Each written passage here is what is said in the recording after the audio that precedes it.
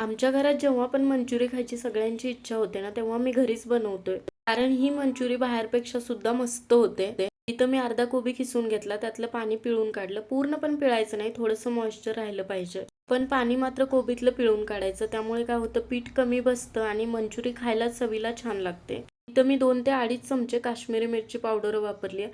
यामुळे कलर सुद्धा छान येतो आणि जास्तही तिखट लागत नाही. त्यानंतर मीठ, काळी मिरी पावडर, बारीक चिरलेली कोथिंबीर, अर्धी वाटी कॉर्नफ्लॉवर, अर्धी वाटी मैदा घातला. चमचाभर आलं लसूण पेस्ट घालून छान सगळं मळून घेतलं. त्यानंतर त्याचे गोळे तयार करून घेतले.